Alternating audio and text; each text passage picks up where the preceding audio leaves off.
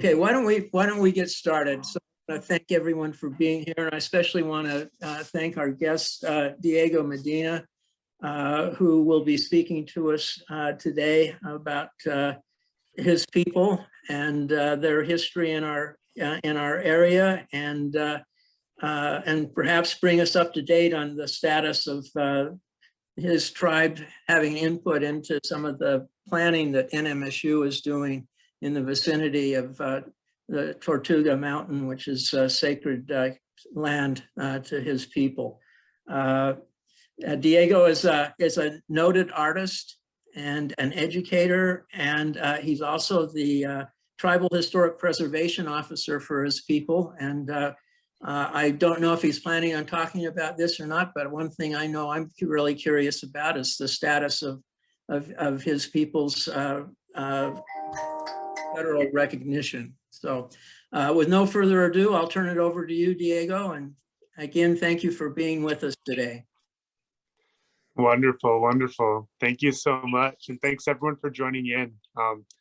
This is going to be a really fun conversation, and I'm grateful that we get to have this space to tell some stories, talk about some history, and talk about the future of our collective community in Las Cruces and how things are going. So thank you all. And that introduction was perfect. So there's not much more I really need to say about myself, but I'll reiterate a little bit. So yeah, I'm Diego Medina. I'm a member of the Piro-Manso-Tiwa tribe. I'm a full-time artist, but I do serve as our tribal historic preservation officer, and I have a ceremonial role in our tribe as well. And so, you know, I work for myself, which is wonderful, and primarily doing a lot of art. I also do a lot of museum consultation work, and so I work with institutions like the Museum of International Folk Art in Santa Fe. I'm curating a show for the Brannigan Cultural Center in Las Cruces. I do work for the Indian Arts Research Center and a lot of others. There we go.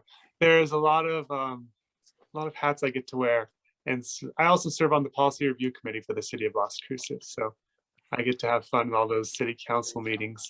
But yeah, so if you have any other questions about me and what I do, those are welcome as well.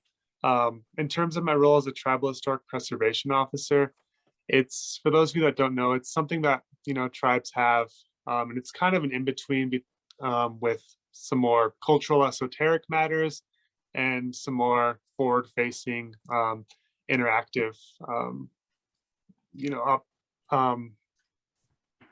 kind of, you know, working alongside various institutions and entities like the BLM and the National Park Service, things like that. And so, for example, recently I went out to the Salinas National Park site to do some consultation work out there at the National Park Service, because they're rewriting their narrative about the history of the site. And so I got to go out there along with other tribal consultants and kind of give input into the story of the site and its significance and its important to us, and some other details. So it's really fun work. And if you have any more questions about that, I'm happy to share as well. For me personally, that some tribes have multiple tepos, sometimes one that's more historically based and one that's more culturally based. And I'm more on the cultural side, and so I do know a lot of our insular cultural knowledge. But I know the history as well, so it works out. And with that being said, I think that's a perfect segue into kind of starting this conversation and this presentation with recapitulating and going over some of the really cool history of our region, in the borderlands.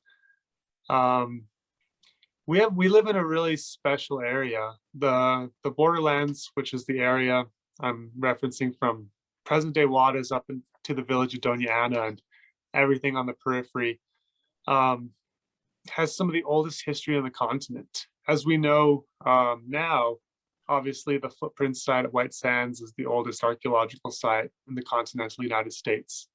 And, you know, that really pushed our presence back in this continent back over 20,000 years, up to 30,000 years and more. And I had the honor of getting to go out and work on that side as well. And so I've gone there a couple of times and I've got to see those footprints up close and do a little digging myself and work alongside the archaeologists. And it's absolutely incredible. And it's almost an unspeakable experience because it's a place where it's, they're 45 minutes away from where I grew up. And it's also a place where every single one of my ancestors, well, not every single one of them, but there's a line of connection all the way through time in that location that goes back that far. And to know about the relationships we've had with the larger mammals and the different trade routes that formed in that site. It's a really magical and mystical place. And getting to go out to that site, it's something that is really powerful. And so, my family's been in Las Cruces area for a very long time. My father's side of the family is tribal, and then my mother's side of the family, her mom came from Ireland. So I have connections across the continent, across the ocean as well, in other continents. So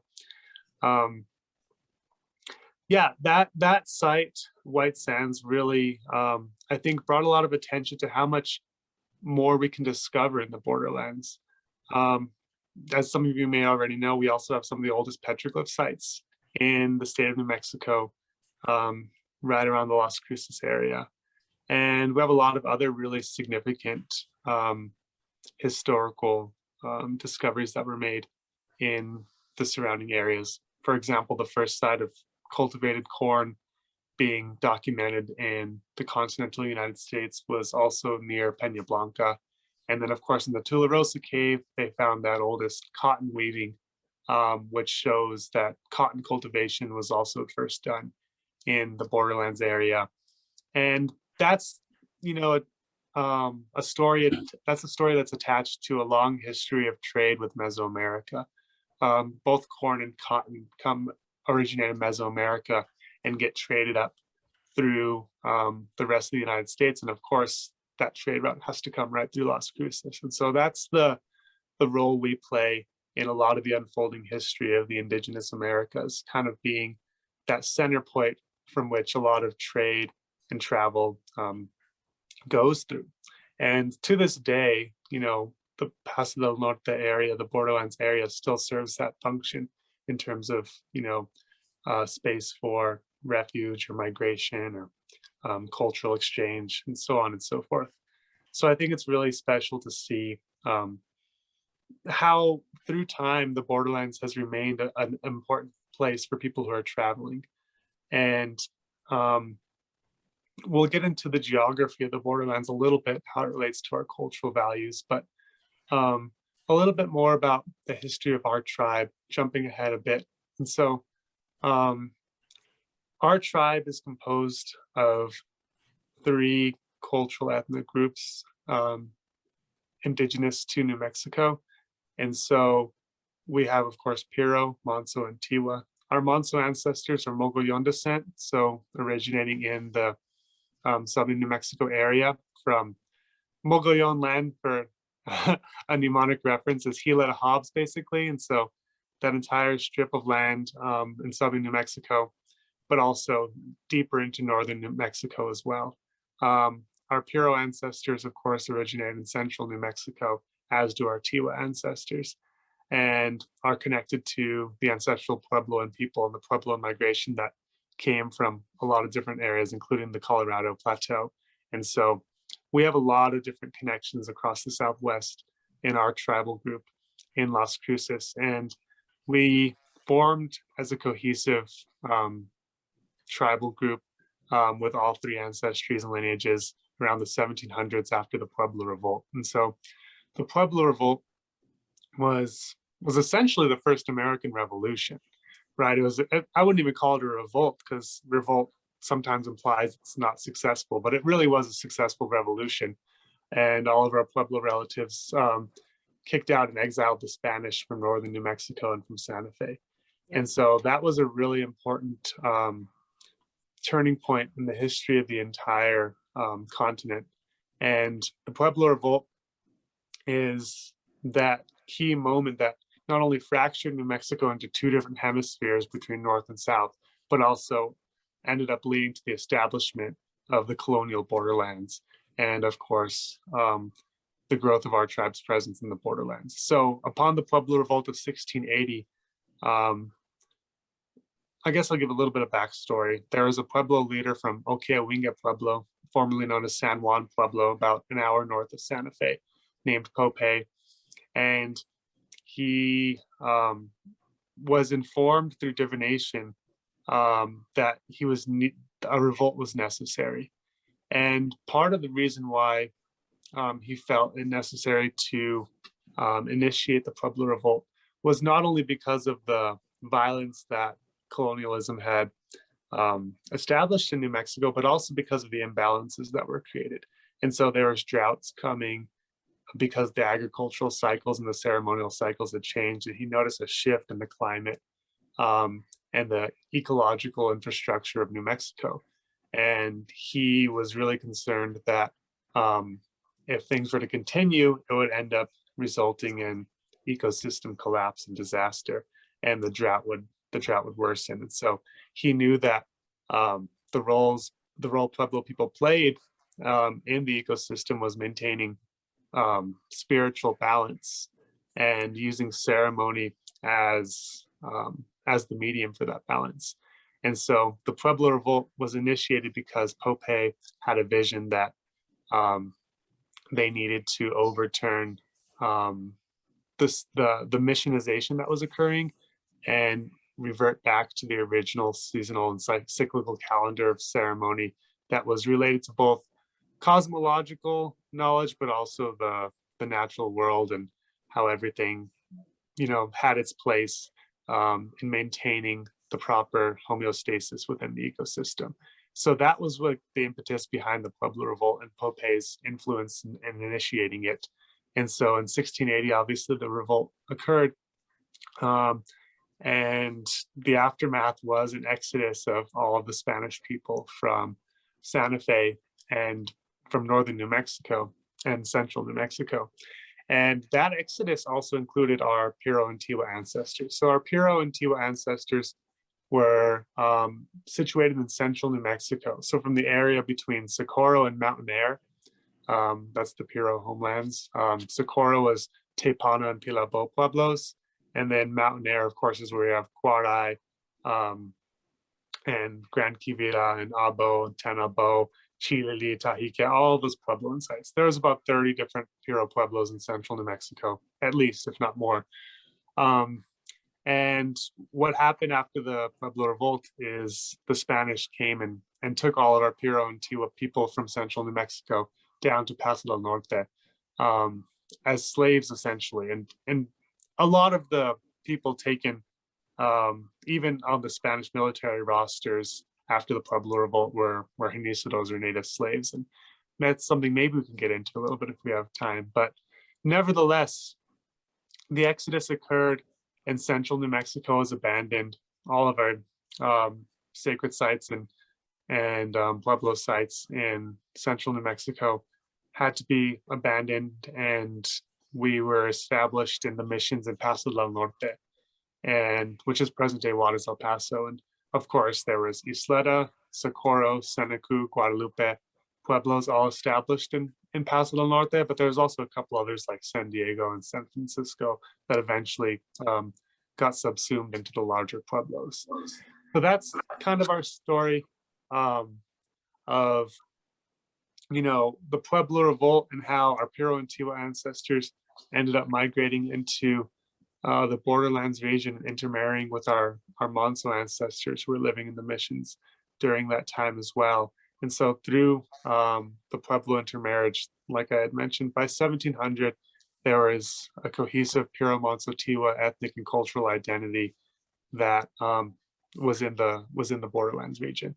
And then subsequent to that, of course, after a couple of centuries living in the borderlands, we eventually petitioned for land in Doña Ana, and that's where the story in Las Cruces begins to take place. And so our Manso ancestors had always had a homeland and a home base in Las Cruces, but in 1659, when they built the first mission in Juarez, they rounded us all up and took us into the missions. And so everyone kind of got forced into the mission life. It was they're kind of like the first prisons in New Mexico, essentially, as involuntary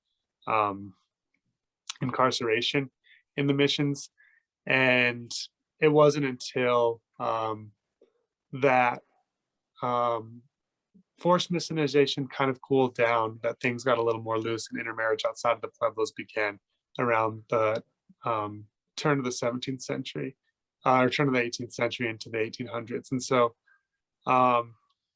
there's a lot of really dense history, and it's a conversation that we could have for hours, if not days. But I wanted to give a brief background into some of the stuff, and I know there might be questions about this as well, and so I'd really love those conversations to come forward. But nevertheless, let's move into a little bit of the more recent Las Cruces history. So as some of you might know as well, Las Cruces is a pretty young city, so to speak. Las Cruces was formally established, and depends on who you ask, but around 1849 by Pablo Melendres. And Pablo Melendres was one of the original petitioners for the Doña Ana Ben colony grant, and one of the primary ones alongside Captain Costales, who was the other. And they both began their petition in Juarez alongside our tribal families. And ironically enough, in the early 1800s, like the 1820s, there was a pandemic outbreak in Paso del Norte, and everyone was getting really sick. And it ended up leading to a lot of destabilization within the communities, both economic and agricultural. And so the pandemic led to a petition to the Acuñamiento, which was kind of like a city council at the time, to try and find a better land with better living conditions, because everyone was getting sick and the crops weren't doing well and there was no water, and it was not favorable conditions. And so our tribal families began that petitioning process in the 1820s and the 1830s. And then, of course, when the Doña Ana Ben colony grant opened up, 22 of original tribal families alongside the other original petitioners moved into the Las Cruces area. The first village established in the Las Cruces area was actually Doña Ana. So Doña Ana village was the first location, and Las Cruces main city and Mesilla as well were kind of spillover communities. And so Las Cruces and Mesilla came a little after Doña Ana, and were kind of for everyone who didn't fit in Doña Ana. And so our 22 tribal families were given the first 4x4 square blocks of the Las Cruces grant, which is downtown Las Cruces. And my family still owns a house on San Pedro Street. It's one of the oldest houses in the city, and we got that land back in the 1840s. And so we've been officially in Las Cruces since then, but of course historically in the area for so much longer. And that's kind of the story of our tribe's migration to Las Cruces. Through the following decades after our initial 22 tribal families got the land grant, a couple other cousins and other families eventually moved into Las Cruces to join us as well. And so that's the background. Las Cruces, like I was saying, I'm going to get into a little bit of geography. Las Cruces is a very geographically advantageous location to live. And that's why it played such a significant role in cultural exchange and trade amongst so many different tribes. In the Pueblo world, the borderlands area is known as the belly button of the world, and it's a place of origination for a lot of different things. And the way the landscape is shaped really is informative of how cultures are shaped. And so if you think about, why the landscape would be an ancestor, it's because the mountains and the rivers and the hills and all those other features of the landscape kind of dictate how people move around and where people decide to settle. And so the landscape is one of our first informants into where our communities are situated. And in our creation stories, there's a lot that talks about our emergence and our migrations and how we got to certain areas. And a lot of that really is determined by what the landscape told us to do and how we were told to move about and end up being part of these ecosystems in our given regions to be caretakers there. But Las Cruces is the original way of acknowledging Las Cruces is Moitohiham. And basically Las Cruces is a city that's situated securely between three hills that kind of triangulate the valley, the Mesquite Valley. And the three hills are, of course, Atzalie, which is Turtle Mountain, Tortugas Mountain. And then, of course, there's Picacho Peak on the west. And then there's that hill in Doña Ana, that Doña Ana hill where they sometimes put like a Christmas tree up, that points towards the north side of Las Cruces. Those three hills are the guardians that kind of triangulate the city of Las Cruces. And they're also navigational markers. And so one of them, like I said, points northward towards the Rabbit Run Trail or the Camino Real, I-25, whatever you want to call it. One of them points westward towards the old Gila route up to Gila and then Zuni and Hopi Pueblos. And then, of course, Atzalie is on the eastern side of Las Cruces towards the Organs that points to the salt trading highway. And so when people came into the valley after migrating or traveling, they would see the three hills and they would be able to orient themselves. They'd be like, okay, I know where I'm at. If if they needed to figure out where they're traveling, what they needed to do. And so it's a really important way of understanding the landscape and how it's played a role in so many different people's travels and trade, and how it also is a kind of a bridge between the now nations of the United States and Mexico, because our Puebloan people from Taos to Isleta and El Paso have long had trade connections with the people of Mesoamerica. And so it's really important to understand the role that the splitting migrational paths in Las Cruces have played in that history. And of course, feel free to ask any more questions, getting a little deeper into that as well. I know for time's sake, we can't really tell the whole story, but I know there's going to be plenty of opportunities to discuss it. And so that's kind of our reverence, or the introduction to our reverence for the landscape. And my whole purpose in being a Tepo is really to imbue everything I do with a sense of reverence for the land, whether it's a consultation or a classroom lecture, a history panel, whatever it is. Really at the axiom of all of it is ensuring that our landscape's history is understood so that people can have reverence for the place that we're living in and see how special it is and how magical of a place that it is. And I think knowing the history of the land is one way to appreciate the land and really understand how special it is. A lot of people in Las Cruces don't know about the petroglyph sites or the significance of the salt trade highway, or even the cultivation of corn in the area, and all of these really important things that change the trajectory of world history, but especially change the trajectory of Indigenous history in the continental United States. And so we live in a special place, and it's a really holy place.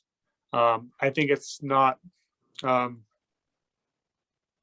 coincidental that the Juarez area is on the same line of latitude as Jerusalem. I think holy places tend to be both politically contentious and divinely placed, and they have a lot of really, really old history.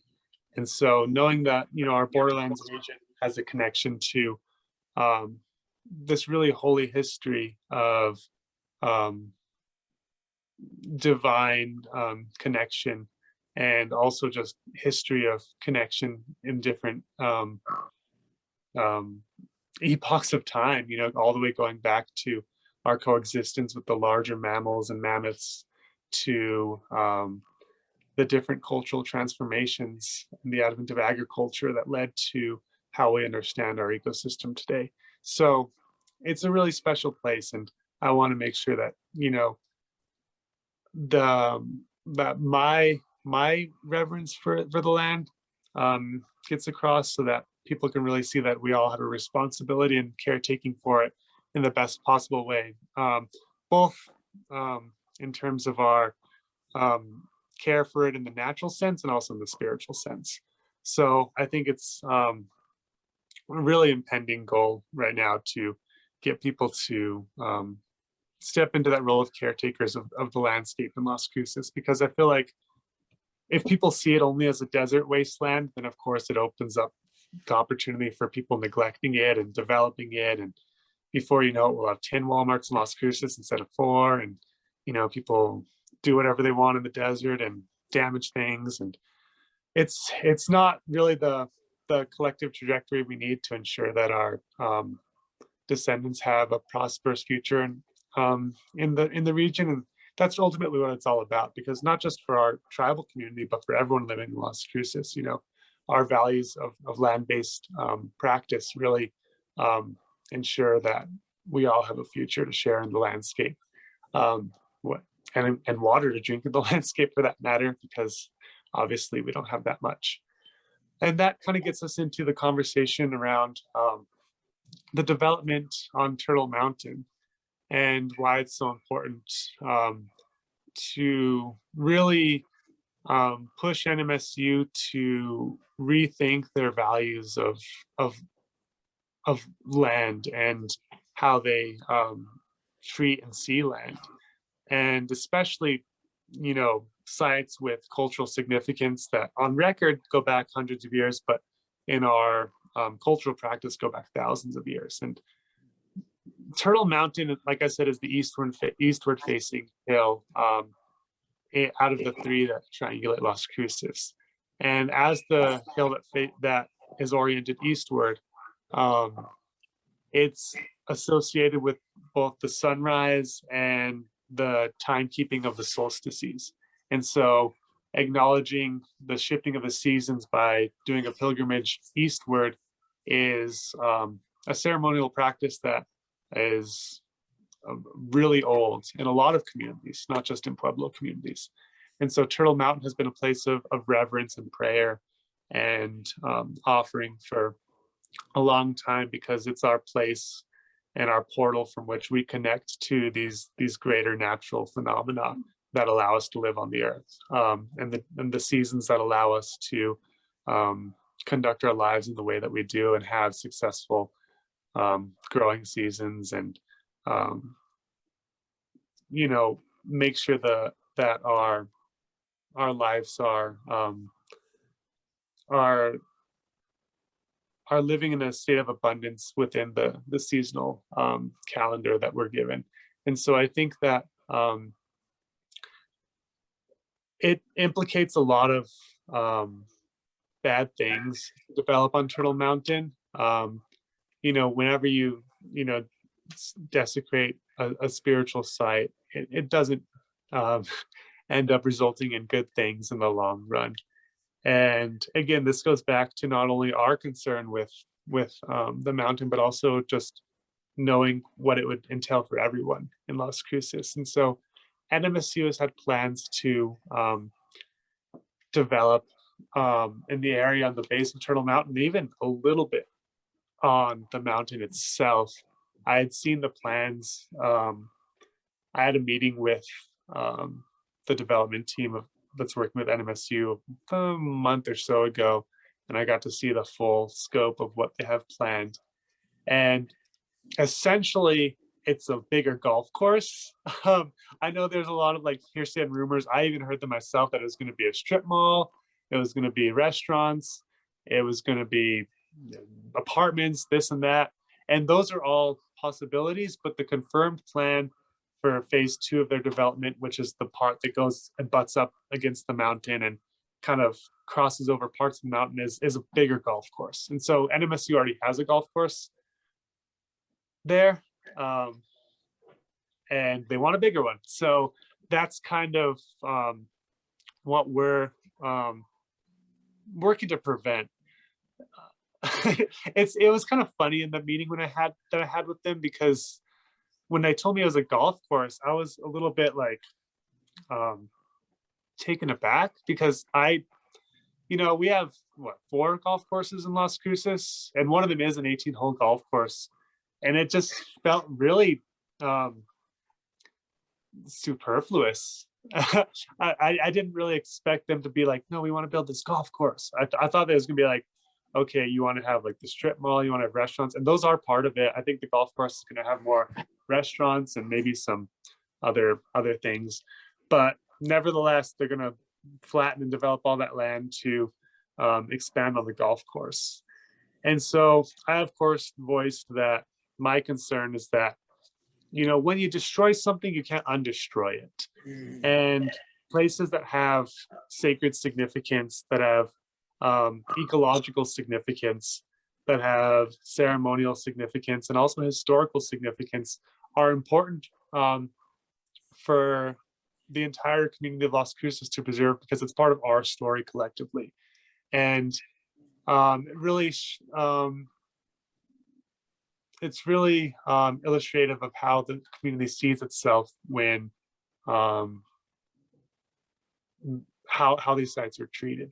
And so I expressed to NMSU that we're totally against any sort of golf course development at the base of the mountain and on the mountain, and that they really need to, for one, do an full archaeological survey. And there has been one done back in the 80s, and there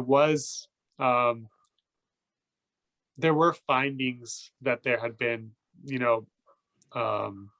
cultural sites and a lot of cultural patrimony in the area. I don't know where that stuff went, but they found pottery, they found, lithic sherds, they found evidence of inhabitants, they found petroglyphs, all sorts of stuff in the area. And so there was that initial survey done, and it's actually, from my understanding, a breach of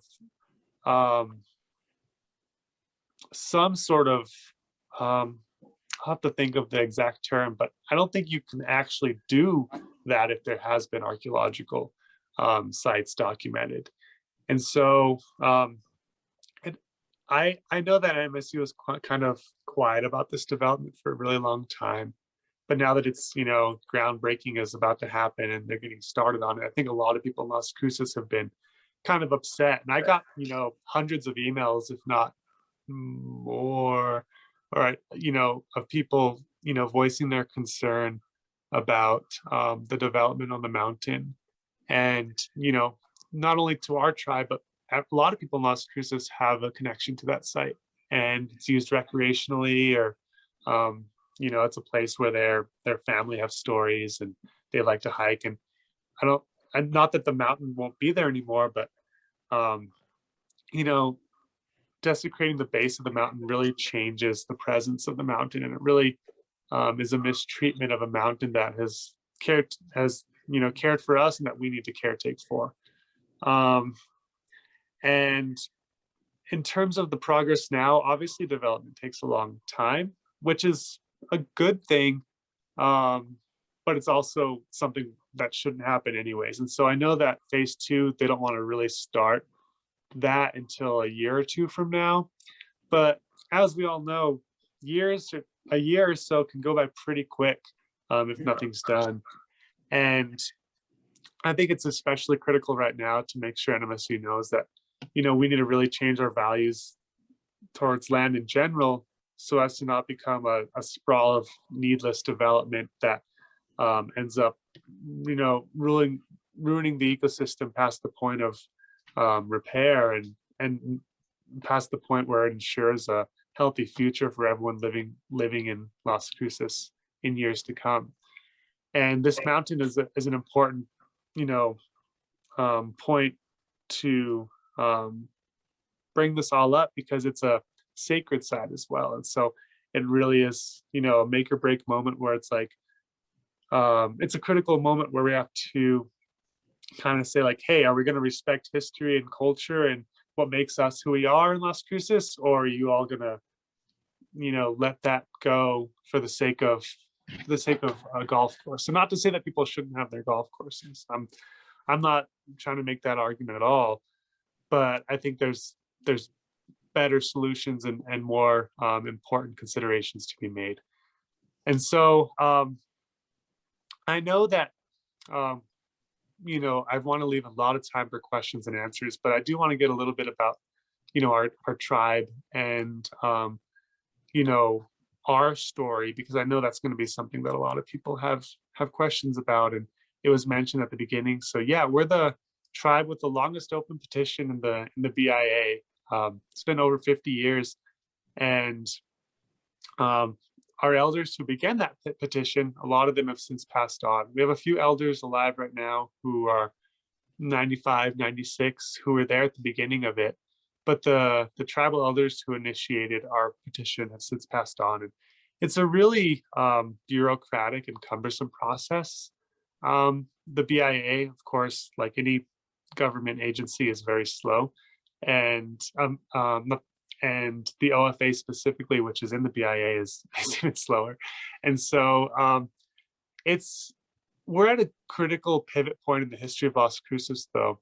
And, I always see things from the grander perspective of, things unfold in the timeline that they need to. And I think right now, obviously, we're in the #1 position for consideration in the BIA, and things are coming together.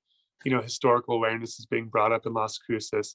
And it's amidst this moment where so much is happening that needs to happen in order to make sure that we have a healthy future. And our tribal sovereignty is contingent in that future, because we can make decisions about water preservation, or preventing oil fields from being built in Las Cruces, or protecting sites from development.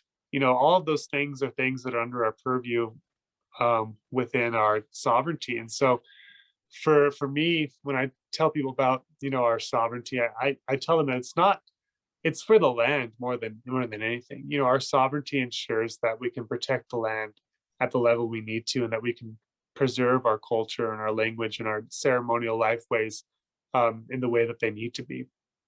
We have so much important history in Las Cruces that relates to some of the most important events in all of United States history. And our recognition is going to be a really important moment in the history of our state and even in our country. And it's going to bring a lot to light, and people are going to start to see how important it is to acknowledge our deep connections to land and place, and how culture is intertwined in those very nuanced and kind of arcane ecological narratives that we're all kind of a part of, play a role in. And so I think that, to summarize this, the point of the work that we're doing with Turtle Mountain is connected to a really big history that goes back tens of thousands of years. We need to preserve Las Cruces as this place of origination, as this important place of presence and prayer that dates back before we can even perceive. And that there's been so much ceremony and magic and love placed in this Borderlands region for a very long time, and so much cultural exchange, and so much travel and trade. There's a site 10 minutes south of where the actual footprints are, and it's from a different time period. It's about 1,000 or so years old, and it's a pottery sherd bed. And going to that site, it's incredible because you see pottery sherds from so many different communities. There's of course Salinas pottery, there's Jornada Mogollon pottery, there's Casas Grandes pottery, there's Paquime, there's Mesa Verde pottery. There's all these different pottery traditions, all kind of, these sherds are all kind of broken and like intermixed within one another.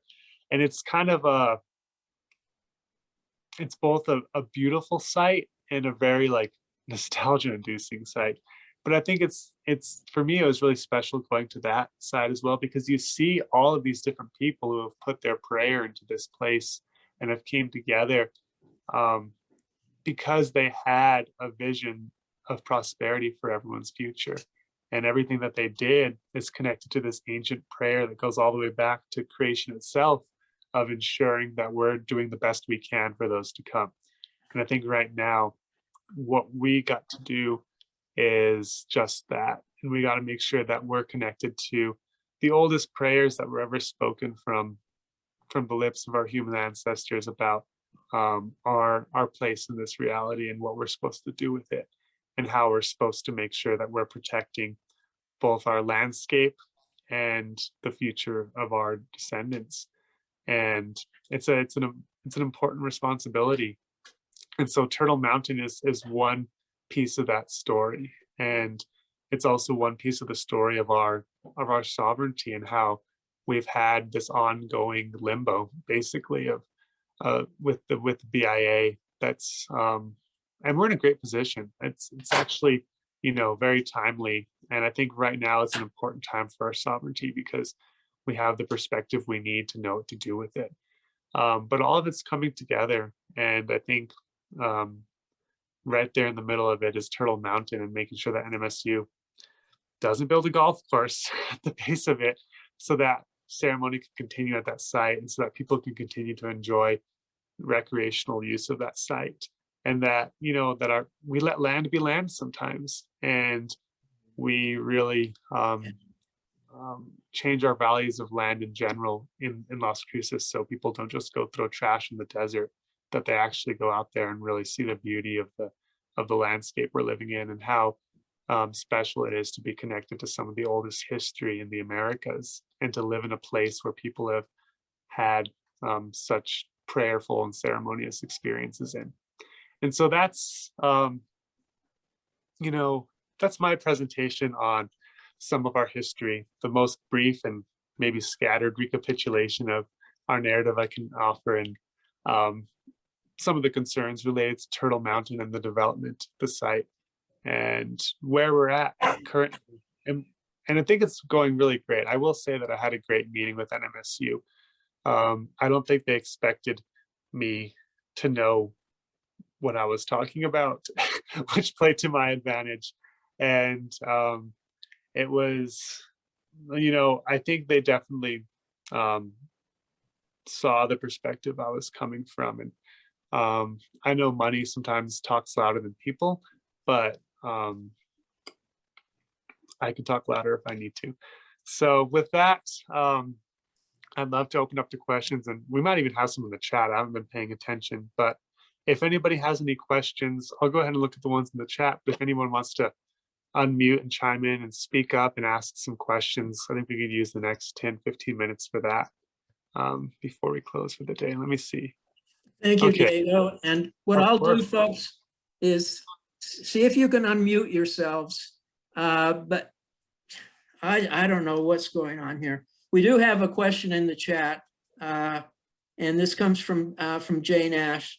So what are the actions that a citizen can take that will help to secure the land for its cultural and ecological purposes? What will impact the decisions of the university administration? Yeah, that's a great question. So part of what's been done so far, a lot of people have emailed the chancellor and the Board of Regents and expressed their concern for both the development and also making sure that they listen to our tribe in these matters, and they do more consultation. And so, of course, just sending those emails and stuff, and especially politicians as well, anything like that's always helpful. And in regards to our recognition, because our recognition is intertwined with all of these concerns, and bugging politicians and being like, hey, go nudge someone with the BIA or go do something, that stuff always helps. And any sort of letters or emails like that, they go a long way. The next question we got is, who has ownership of Turtle Mountain? Okay, right now it's split in a weird way between NMSU and the BLM. So part of it's BLM, part of it's NMSU, and it's a weird situation. You mentioned tribal sovereignty over wetlands. How does tribal recognition affect land decisions? Yeah, so sovereign tribes get to, of course, play a very important political role in land decisions. So tribes are essentially their own nations, their own sovereign nations with their own governments, and as such, they get to make important decisions about land use and what's happening in land that's under their ancestral domain. And so I think that, let me see that, let me read that question one more time. How does tribal recognition affect land decisions? Like I mentioned, when it comes to decisions about water usage or about natural resource usage, those are things that tribes have input in and can definitely be a leading voice in what's going to happen in regards to those things. And so as a sovereign nation, we can say like, no, we need to like stop letting, big industrial farms hog all the water, and we need to like share it with everyone in the city and make sure that, we don't have a dry river for 11 months out of the year, and that, we ensure that, we are being equitable about water usage. And yeah, obviously sovereign tribes have tribal land bases in which their sovereignty is exercised. And so let me see. The next question, is there a map showing tribal lands in Las Cruces area? Yeah, so we have the maps from our original tribal land grant, which is downtown Las Cruces. In 1888, we also got the Tortugas land grant, of course. But, there are a lot of really interesting old maps that I do have. Some of the maps of the Las Cruces area are very, very fascinating. But yeah, the original tribal land grant in Las Cruces, of course, was in the Mesquite district. And I think that's a really important question because at some point, all the land in Las Cruces was tribal land, right? So I think when it comes to determining what is and what isn't tribal land, it depends on how far back you go in the historical narrative and how much you want to dig into some of those histories of, forced removal and Indian schools. Las Cruces, one of the unspoken histories of Las Cruces, we actually had a very big Indian school sweep that happened. On record, 92 kids from our tribal families were taken away and taken to various Indian schools across the country. My cousins went to Chilocco Indian School. Well, our family's cousins. They're obviously older than me, but they went to Chilocco Indian School. We had a lot of tribal members go to the one in Pennsylvania. Oh gosh, it'll come to me. But yeah, various tribal Phoenix Indian schools, one of the various Indian schools across the country. And basically, kids were just taken from their households and separated from their families and taken to Indian schools. And it was a way of trying to remove tribes from their ancestral lands. And some places it was effective. A lot of our tribal members came back and some of them didn't. One of my good friends, she's a lawyer for the New Mexico Environmental Law Center. She's one of our tribal members, and her great grandfather was taken to Indian school in Carlisle. Carlisle's the one in Pennsylvania, Carlisle Indian School. And he managed to come back to New Mexico, but some of them didn't. And so there's a lot of ways in which land usurpation was attempted. And we have a lot of land patents in the Las Cruces area as well. And also, our tribal petition, which addresses our ancestral land claim, is public domain. So it's online. Some of you may have found it if you look for it, but it's in the BIA. And it's like a 400-page document, but it has a lot of really great history. And I'm happy sending that along to Jane or whoever would be the point of contact if anybody's interested in reading that, because it goes a little more in depth about some of this history. But I think it's a really cool document that touches on some Las Cruces history that we didn't have time to get into today, and also just some general New Mexico history and some more information about our tribal narrative. And so it's a really, really cool document. Diego, I'll ask you to send that to me and I'll make it available to whomever would like to have it. Thank you. Sounds great. Any other questions? This was fun. I know an hour goes by fast, but If there's any other questions now, we can talk in the now. And my sincere apologies to the group. I have no idea why I can't unmute. I keep hitting the unmute, and I can try one more time. I didn't want to try it while Diego was responding to that question, so I didn't want to mute him at an inopportune time. So no worries. I don't mind any technical difficulties. You're also welcome to share my email with anyone if they have questions later and they want to reach out. Let's see. Does NMSU have a file and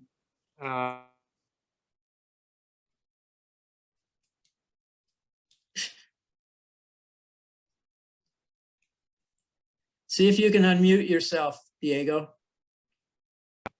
Okay, good. I was able to do that. Yeah, that's a really great question. And that's a question, the woman I just mentioned, Mia, she would definitely be able to answer that better than I would because she is a land and water lawyer.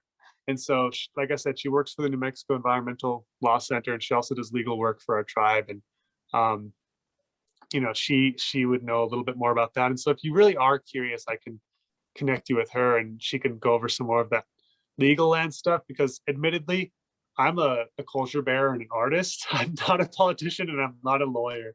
And so I know I've had to deal with politicians and legal stuff and government agencies plenty of times, but it's definitely not what I am. Let's see, more questions popping up. Okay, how many people in your tribe live in Las Cruces? Enrolled, hundreds. Estimate 300. So people that are descendants or related to us that may not know it, a few more. Like any family, there's always interesting stories. Let's see, what are your next steps in this effort? Keep bugging NMSU. Like I said, we had a great meeting the first time. I'm going to encourage them to write a letter of support for our tribal sovereignty to send to the BIA, and so making sure that they send that. We already have the city. Obviously, the city did the land acknowledgement last year, and they, of course, support our sovereignty. And a lot of other politicians and stuff have been really helpful. So keeping up with new incoming politicians and letting them know who we are, you know, I don't want to say bugging, but keep conversations going and keeping a good rapport with everyone in the city and the community. I get lots of emails all the time, and you know, I admittedly it gets backed up. I mean, but you know, it's a good thing. I love that people are reaching out, and we have a lot of these really important connections, and we're able to connect with so many different people from all walks of life in Las Cruces in our community. And really just all of this work, what it's all about is creating a tightly woven community so that we can all coexist in the most equitable and healthy way. And so next steps, just keeping in line with that goal. From was a traffic study done where Aggie Uptown will be happening? Traffic study. I don't know if a traffic study was done. That's a good question, and maybe one that I should ask them next time I have a meeting with them. I will have follow-up meetings coming up with the same group of developers and chancellor representatives and all those people from NMSU regions, whatever they are. And so in the follow-up meeting, you know, it's good to know what kind of questions to ask. I do know that they are building a gas station. Part of phase one is they're building a Maverick gas station right on the corner of the university and Telshore, right where there's kind of nothing, and it leads into the golf course, and that's already happening. And so there's probably been a traffic study that had to have been done for that development to start. And so you probably all know where that is. It's as you're going up University and you hit the light where you can turn onto Telshore, on that south corner, that southeast corner, they're building a Maverick gas station, and that's an NMSU investment. How NMSU can justify a gas station being how NMSU can justify being a gas station being essential to the livelihood of their students' academic growth, I have no idea, but they are building a Maverick gas station there. Exactly. Jan Thompson, I see you've unmuted yourself. Do you have a question? No. I just thought it was interesting that Jane told us how we could unmute, so I tried it. And it worked. And I'm afraid to mute myself again. Yeah, okay. Are there any other questions? Yes, Charlie. Yeah, this is just absolutely fascinating. I noticed you mentioned the Mesa Grande presence on A Mountain. Do you know of any connection between the Tiwa and the Chaco?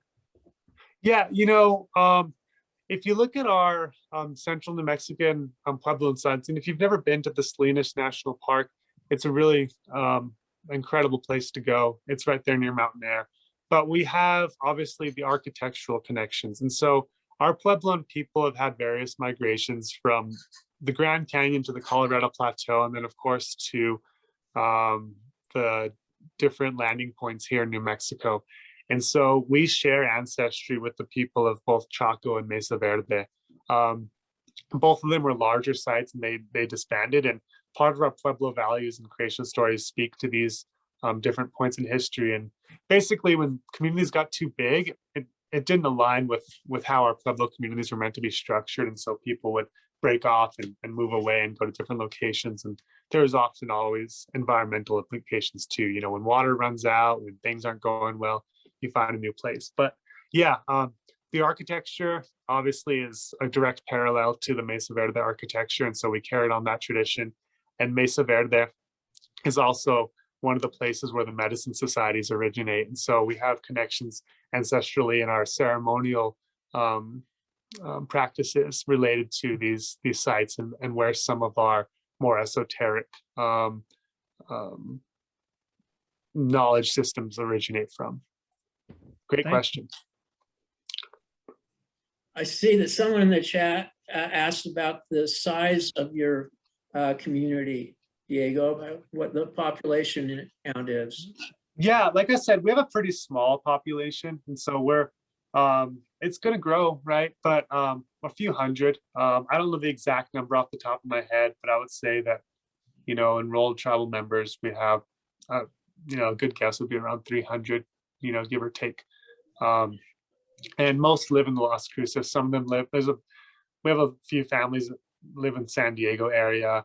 We have some families that live all over. It's kind of a cool story of humanity, right? Like I know of a relative that lives in Hawaii. We have some that live in Europe, right? So we'll have some Manso descendants over there in Europe at some point too, which is kind of cool to think about. But yeah, it's it's part of our story as humans in general, right? We all have these ways in which we're interconnected. The further back we go, the more connected we get. But in the Las Cruces area is obviously where the density of our population is. Okay, are there any other questions before we call this roundtable to a halt? Okay, well, again, I want to thank you very much, Diego, for sharing with us, the history of your people and your ties to the land and its significance into your worldview. It's really interesting, and I think that one of the conversations that our community can have is ways that we might be able to communicate with NMSU our support for for you and your people and preserving the sanctity of that sacred space. So again, thank you very much. And for the rest of you, Charlie and I are taking a bit of a break. So this is going to be the last roundtable until August. We'll reconvene in August, and in the interim, we'll be putting our heads together and trying to identify people and topics to populate the calendar with for beginning in the fall. And I want to encourage any of you who have topics or people that you would like us to reach out to, just to let us know. We're always looking for ideas. So thanks again for being here today. Again, my apologies for never happened to me before, but I'm never going to be able to say that again. Thank you, Dave. Thanks to you, And Charlie, thank you. Thank So, you all Thank you, so much. I Charlie. really appreciate it. Thank you, Diego. This is wonderful. Thank you. Thank you, Thank you so Dave. much. Thank you so much, Diego. It was wonderful. I appreciate it. Thank Thank you. you, thank you. Thank you. Muchas Thank you. gracias, Diego. bye-bye, everybody. Bye-bye. Bye. Bye.